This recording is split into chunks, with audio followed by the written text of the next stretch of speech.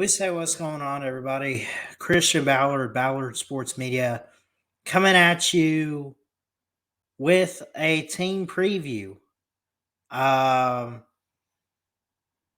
and we're gonna look at the Ohio State Buckeyes. Ohio State Buckeyes. I can't even believe they trademarked the word "the." They trademarked 3 letters. That's ridiculous. But we're gonna look at them. Give my predictions for the season ahead.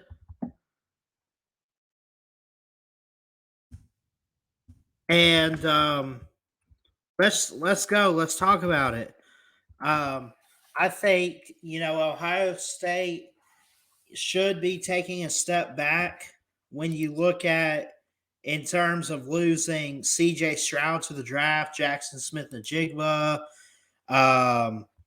They lose some key guys. I think they lose Paris Johnson on the offensive line side of the ball. So they're losing some key pieces they got to replace. It's going to be interesting to see, what it looks like for Ohio State in 2023. And, it's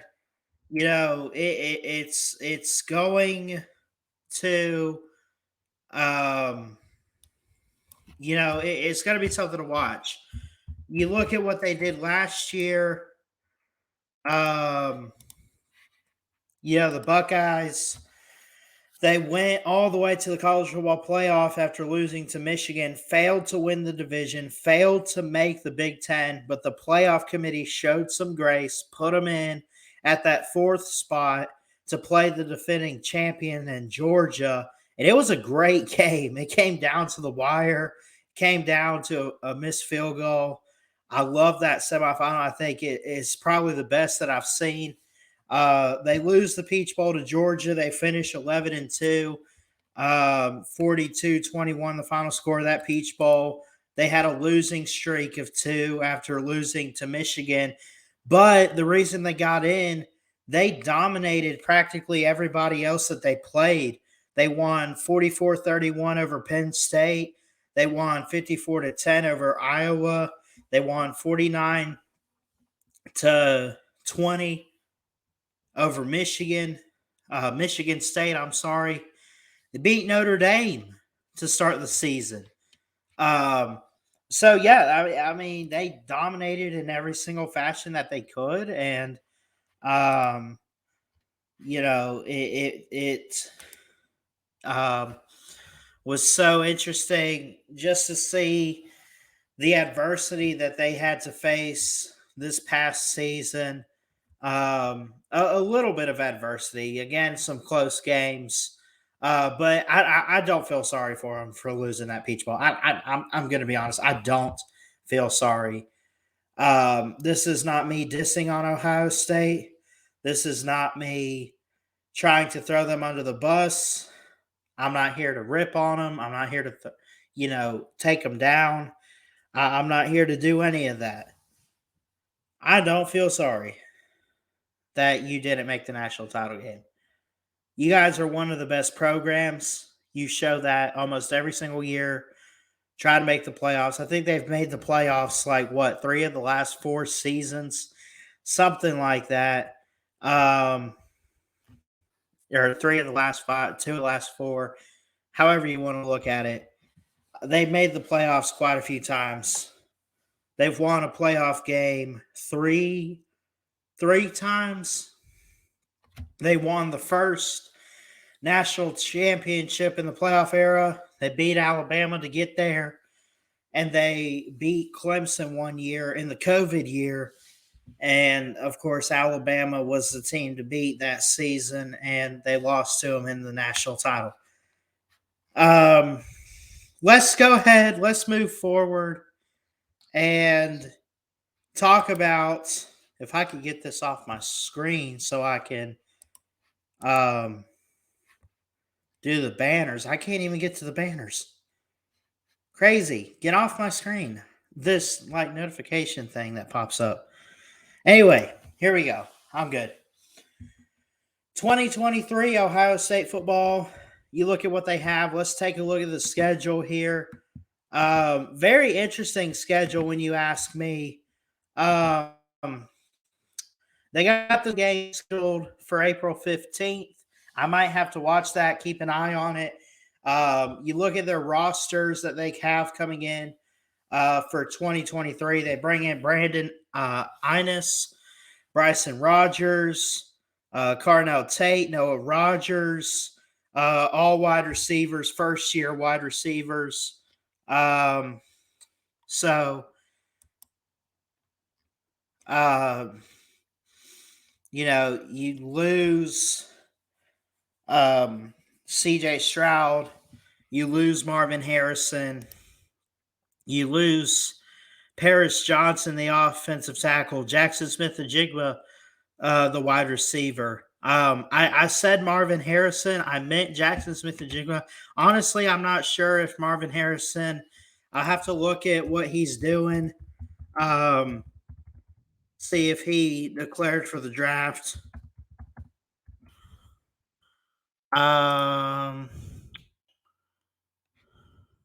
He did. He did. Or no, he didn't actually. 247 Sports put out 5 days ago. He's one of the top 25 returning wide receivers for 2023. So Marvin Harrison comes back. That's a huge plus for them, coming back for his senior year. You have some, when you have some guys returning, that's always great. Basically, here's what I'll say, because I know I'm rambling on a little bit and I'm kind of getting lost, and I apologize. I think that Ohio State is going to have one of the more talented rosters in the country. I think the talent is there. I just think it's very young. I expect them to take a step backwards. They have a really rough schedule, and I know I've had it on the screen here. Let's zoom in and actually look at it. At Indiana, Youngstown State, Western Kentucky, at Notre Dame. They played a good game against them a couple years ago. Maryland, at Purdue, Penn State, Wisconsin, at Rutgers, Michigan State, Minnesota, and at Michigan. A tough schedule there. Michigan loses some guys too. I think brings back J.J. McCarthy, which I think is a plus for them. Again, we'll look at Michigan in another video. We'll also look at Penn State in another video. I haven't gotten around to looking at what they return and will look like. But I think for the most part, I think this could be a successful season kind of for Ohio State. Any trap games, I think Notre Dame sticks out automatically as a trap game. I think at Purdue's given Ohio State trouble in recent years. Go back, I think they lost there at 2017. Penn State can play close against Ohio State. I just don't see Penn State winning on the road. That's a big factor, is that you get them at home. If this were in Beaver Stadium, I would probably take Penn State in that game. At Wisconsin, year one of Luke Fickell, if he pulls that off, that would be something special. That really would. At Rutgers, Rutgers has improved, but they're still one of the bottom teams in the Big Ten. Michigan State, Mel Tucker, what are they going to look like? I think they still got Peyton Thorne at quarterback. Minnesota and P.J. Fleck. And then, of course, Jim Harbaugh in Michigan. Jim Harbaugh staying with the Wolverines. This is going to be fun. This is going to be interesting to see. I'll go ahead and I'll throw up a record prediction. Now, let me also say this, because I don't think I've said it this offseason when I've done preview videos.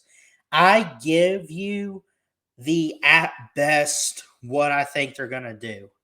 At best, what I think they're going to do. I do not expect Ohio State to make the playoffs this season. I do expect a step back. They went 11-2 overall. They went 11-1 in the regular season. Um, the non-conference schedule: Notre Dame, Western Kentucky, Youngstown, Indiana. Or Indiana is in the Big Ten. I'm sorry. I was just going up the list and kind of caught me there. Notre Dame, Western Kentucky, Youngstown. That is 2-1 or 3-0. I'm gonna say you drop that Notre Dame game, and I'm also gonna say for the third year in a row, I'm gonna say they take a loss at Michigan in Ann Arbor. I really do. I think JJ McCarthy coming back for Michigan, man, that's something. Um, you know, uh, JJ McCarthy comes back. Um, was a really, really good player. Um, so he comes in this offseason. JJ McCarthy does as Michigan's quarterback one. Of course, Cade McNamara transferred to Iowa.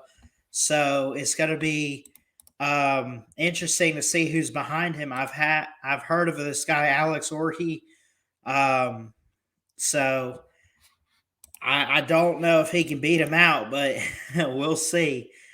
But with JJ McCarthy and some guys coming back for Michigan, I would expect Michigan to have a high flying offense once again. And I'm going to say you lose that game to close the season. That being said, I say 10-2 with losses: Notre Dame and the Michigan Wolverines. Let me know what you guys think in the comments below on Ohio State this year. I love you guys. I'm going to get out of here. It is getting kind of late for me. Jesus loves you. He's got a great plan. Trust and believe that.